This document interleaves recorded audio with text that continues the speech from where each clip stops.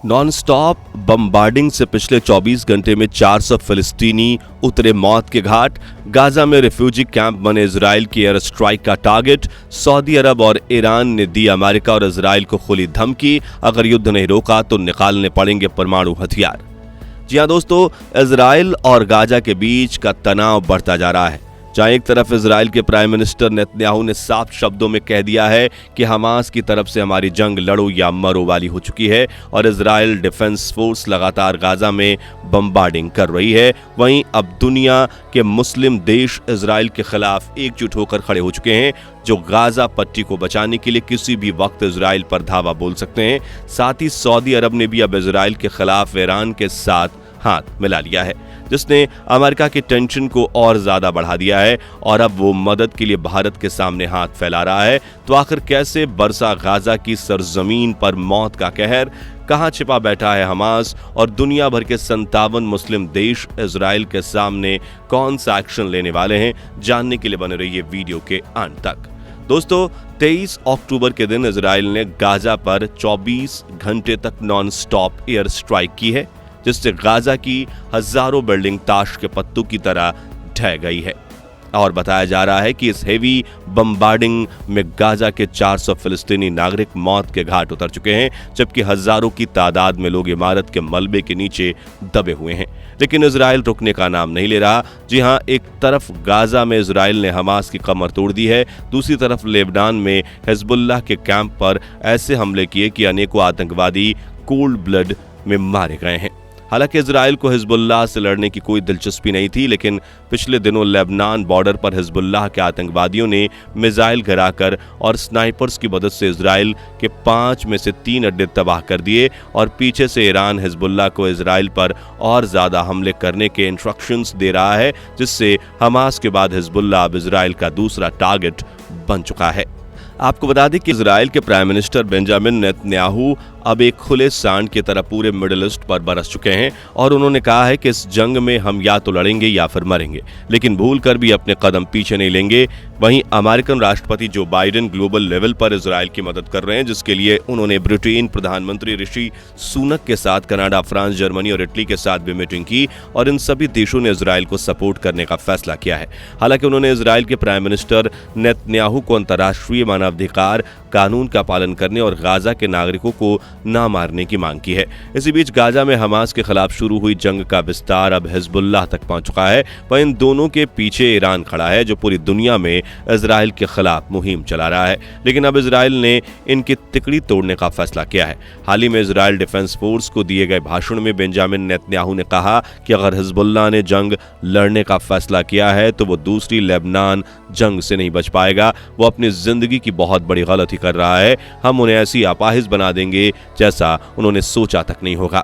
अपने प्रधानमंत्री से मिली इस हरी झंडी के बाद इजराइल डिफेंस फोर्स ने लेबनान बॉर्डर के पास वाले गांव को खाली करवाया और फिर हिजबुल्लाह पर आक्रमण करके उनके कई ठिकानों को नेस्तो नाबूद कर दिया है।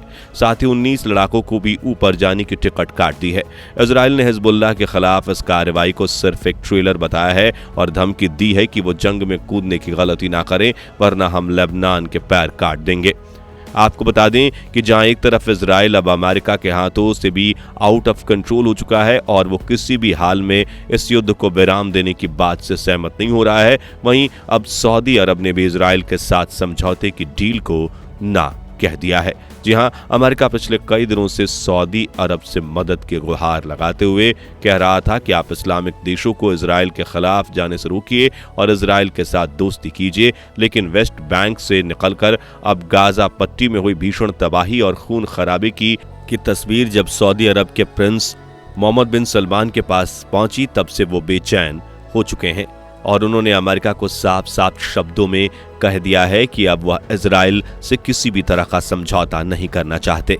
दोस्तों, जब से यह खबर सामने आई है तब से पूरे पश्चिम एशिया में तहलका मचा हुआ है। फिलिस्तीन के गाजा पट्टी से लेकर वेस्ट बैंक और सीरिया से लेकर इराक तक इजराइल के खिलाफ अब एक नया मोर्चा सुलग सकता है और इसकी कमान अब ऑर्गेनाइजेशन ऑफ इस्लामिक कॉरपोरेशन के साथ सऊदी अरब भी संभालने वाला है, जिसने ईरान की खुशी का कोई ठिकाना नहीं होगा। और हालांकि इजराइल कब से दावा कर रहा है कि उसने फिलिस्तीनी गुट हमास को टारगेट किया है, उसके ठिकानों पर लेजर गाइडेड बम इस्तेमाल किए हैं और हमास की सुरंगों के नेटवर्क को तबाह करने के लिए बंकर बस्टर बम का इस्तेमाल किया है और फिलिस्तीनी नागरिक से उन्हें कोई दुश्मनी नहीं है। लेकिन गाजा पट्टी में मरे फिलिस्तीनी नागरिकों की संख्या तो कुछ और ही कह रही है, जिससे सऊदी अरब का गुस्सा बढ़ चुका है और उसने कहा है कि इजराइल में जब तक नेतन्याहू की सरकार रहेगी तब तक हम उनके साथ दोस्ती करने के बारे में सोच भी नहीं सकते। अब आप सोच रहे होंगे कि इससे ईरान को क्या फायदा होगा, तो ध्यान से सुनिएगा दोस्तों। गाजा के नीचे बने पाताल लोक यानी 500 किलोमीटर लंबी सुरंगों में हमास के आतंकवादी छिपे हुए हैं जिनकी ईरान से अच्छी दोस्ती है। इसलिए सऊदी अरब की मदद लेकर ईरान हमास की इन सुरंगों तक हथियार पहुंचा सकता है, जिससे वो इजरायली सेना के गाजा के सेंटर में पहुंचते ही उन्हें भून देंगे और इजराइल का एक पैर काट देंगे। वहीं दूसरी तरफ लेबनान में भी हिजबुल्लाह को हथियार, मिसाइल्स और टैंक सप्लाई कर सकता है, जिससे वो दूसरी तरफ से इजराइल पर हमला करके उसका दूसरा पैर काट देंगे, जिससे इजराइल घुटनों पर आ सकता है। लेकिन इन सब चीजों के लिए ईरान को सऊदी अरब और ऑर्गेनाइजेशन ऑफ इस्लामिक कॉरपोरेशन की मदद लेनी होगी, क्योंकि उनकी मदद के बिना इजराइल को मात देना मुश्किल है।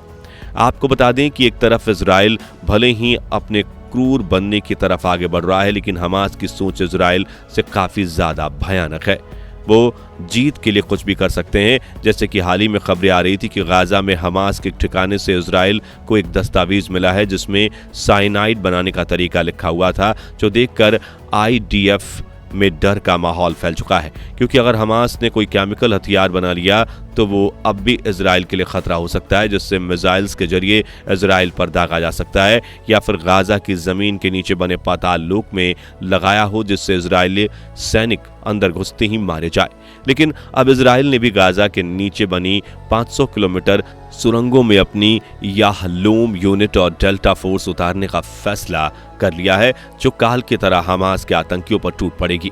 जी हां दोस्तों, इजराइल पहले से ही जानता था कि भविष्य में कभी ना कभी ऐसा दिन आएगा ही जिसमें उन्हें गाजा और लेबनान के नीचे बनी सुरंगों में जाकर आतंकवादियों से लड़ना होगा। इसलिए उन्होंने अपनी खूंखार याहलूम यूनिट को इसकी ट्रेनिंग दी है। साथ ही अमेरिका ने भी मदद के लिए अपनी स्पेशल डेल्टा फोर्स को भी भेजा है, जो कि अंडरग्राउंड ऑपरेशंस के लिए दुनिया की बेस्ट फोर्स है। और अब वो गाजा की सुरंगों में घुसकर हमास का नामो निशान मिटाने के ऑपरेशन की प्लानिंग कर रहे हैं, क्योंकि भले ही इजराइल गाजा के ऊपर पूरी तरह से तबाही कर दे, लेकिन सुरंगों में ऐसे वो छोड़ देगा तो हमास का भी खत्म नहीं होगा। दरअसल रिपोर्ट्स के मुताबिक इन सुरंगों में हमास के 25,000 लड़ाके छुपे हुए हैं। साथ ही यहाँ हमास के हथियारों का गोदाम भी है। वहीं कुछ इजरायली बंधक भी यहीं छिपाए गए हैं, जिन्हें रेस्क्यू करने और हमास का सफाया करने के लिए इजराइल डिफेंस फोर्स गाजा की जमीन के नीचे बसे इस 500 किलोमीटर लंबे पाताल लोक में उतरेगी। आखिर आपको बता दें कि यूनाइटेड नेशंस या फिर OIEC ने इजराइल को रोकने के लिए कोई कदम नहीं उठाया तो वो अगले 30 दिनों में ही गाजा को पूरी तरह से तहस नहस कर देगा। हालांकि इसमें हमास जैसे क्रूर आतंकवादी संगठन का खात्मा तो जरूर होगा, लेकिन एक पूरा देश दुनिया के नक्शे से गायब हो जाएगा। और इसी जंग का सबसे बड़ा असर आम नागरिकों पर होगा, क्योंकि लेटेस्ट रिपोर्ट के मुताबिक 11 लाख नागरिक अपने घर को छोड़कर दूसरी तरफ भाग रहे हैं। इस दौरान उनके पास ना खाना है, ना पानी, ना ही कम्युनिकेशन के लिए कोई डिवाइस। वहीं 3 हफ्ते से चल रहे इस भीषण युद्ध में 5,000 से भी ज्यादा फिलिस्तीनी नागरिकों और 1,500 इजरायली नागरिकों के मारे जाने की सूचना है। तो दोस्तों, आज के लिए बस इतना ही। इजराइल और गाजा के इस जंग के बारे में आप क्या विचार रखते हैं, कमेंट करके जरूर बताइए। और जानकारी सही लगी हो तो वीडियो को लाइक और शेयर कर दीजिए। साथ ही दुनिया भर में बढ़ रहे इस तनाव के बारे में पल पल की खबरों को जानते रहने के लिए हमारे चैनल को सब्सक्राइब और फेसबुक पेज को फॉलो करना जरूर। और वीडियो देखने के लिए आपका बहुत बहुत धन्यवाद।